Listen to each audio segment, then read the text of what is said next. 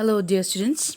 I welcome you all once again to another lecture of grammar class. Today, we would be discussing your eighth chapter, that is verbs with adjectival complements. So, in this video lesson, we would be learning what is a complement, okay? But before that, before we go deeper into the topic, let us read through your textbook. In the picture, there are three pictures given, right? So let's see them one by one. Number one, his parents named him dash. Number two, the mother seems dashed. Number three, mathematics is very dash. Now, in these three sentences, the sentences we have just read are incomplete, right? They need one more word to complete its meaning, or in other words, we can say the sentences given do not convey us a complete sense. So we need to use one word, at least one word each, in all of these sentences to complete its meaning. So let us try to add one word to each of these sentences, and let's see whether the meaning gets complete. Number one, his parents named him. So here we can use Rahul, for example, just a name, okay, or John. So his parents named him John. Now the sentence gets complete, right? In number two, mother seems happy. Now the word happy is needed to complete the sense. In number three, mathematics is very easy, or we can say very hard, or we can say is very important. So the word important or hard or easy, that is used to complete the sentence. So what does your textbook says? The words that you have used to complete the three sentences are required by the verbs named, seems, and is to complete their sense or meaning. These words are called complements. Now, I think you have got the concept of what we are going to learn today. Okay, so let's continue with your textbook again. Let us understand more about complements.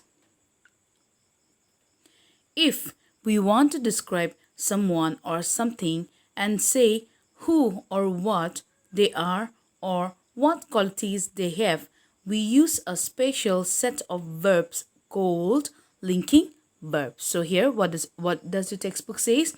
If in case you want to talk about, or you want to describe something or someone, or you want to say what qualities that very thing or that very some person has or have, then we need the help of a special set of verbs, okay? Not all verbs, but we need a special set of verbs. Now, these verbs are called linking verbs. Some examples of linking verbs are is, am, are, was, were. Now, we know that this is, am, are, was, were are the present and past tense of the be form. Now, we have studied what is a be form, right? Yes. So, again, we have the word seem, appear, be, become, look, remain, smell, taste. So these are the words which are called linking verbs. Now all verbs are not linking verbs, okay? But the words which I've just read are called linking verbs. A subject complement is a word or group of words that comes after a linking verb and describes the subject. Now, students, I would be posting one more video. In that video, I'll be describing you in detail. Okay, for now, I'm just reading your textbook. Linking verbs are incomplete. So linking verbs are incomplete. So always remember, I will just give you tips to remember. Whenever you see a sentence that has a be form, that is, was, were, okay, you should know that, okay, these are linking verbs. So linking verbs are always incomplete.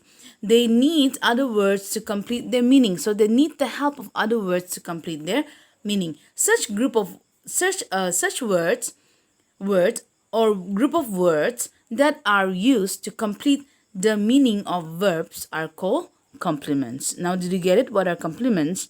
Okay, so for example, in the textbook, his parents named him Rohan. See, the name has been used. So here, Rohan is their complement. Number 2, the mother seems happy. Here also the word happy is your complement.